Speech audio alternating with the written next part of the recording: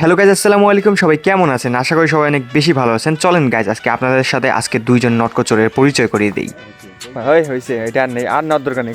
দুপুরের ঠিক আগে আগে ভাগ্নে সহ রান্না করে এসে চা বানাতেছিলাম, কারণ আজকে সকালে চা খাওয়া ওইভাবে হয়নি, এই জন্য এখন খেতে ইচ্ছে করতেছিল। তো ভাগ্নে আবার ছোট মানুষ, তো ওরে ছেড়ে খাইলে আবার কান্না করবে, এই জন্য ওরেও সাথে নিয়েছি। যাই হোক, তো এরপরে ঘরে বসে অনেকক্ষণ ছিলাম, তো খাওয়া দাওয়া শেষ করে রেস্ট নিয়ে আমরা দুই মামা ভাগ্নে মিলে বের হয়ে পড়ে একটু পুকুরে হাঁটাহাঁটি করার জন্য, মানে পুকুর পাড়ে যাইতেছিলাম একটু প্রকৃতির হাওয়া খাওয়ার জন্য। তো আজকে আবার কড়া রোদ পড়েছে, কিন্তু সেই হিসেবে আলহামদুলিল্লাহ তেমন গরম নেই। তো আমি ভিডিও করতেছিলাম, তো এরই মধ্যে দেখতে পাই যে ভাগ্নে আমাকে ছেড়ে অনেক দূর চলে গিয়েছে। এই জন্য ওরে আমি দেখে বলতেছিলাম যে ছেড়ে যেও না, ছেড়ে যেও না।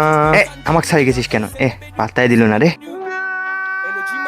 যাই হোক, তো হাতে একটু ময়লা ভরছিল, এই জন্য জমি বাড়ির পানি দিয়ে হাতটা একটু ধুয়ে নেই। তো বিকেলের দিকে বন্ধুদের সাথে নিয়ে অন্য একটা জায়গায় চলে আসি, আর ভাগ্নে তো সাথে আসে। তো এখানে আবার একটা নটকো গাছ ছিল, তো নটকো গাছ দেখে ওরা ভাবতেছিল যে নটকো গাছ থেকে নটকো পেরে খাবে। ভাই আমি ওদের মানা করেছিলাম যে নটকোগুলো পারিস না, নটকোগুলো খেতে টক লাগে, কিন্তু গরিবের কথা কি কেউ আর শোনে?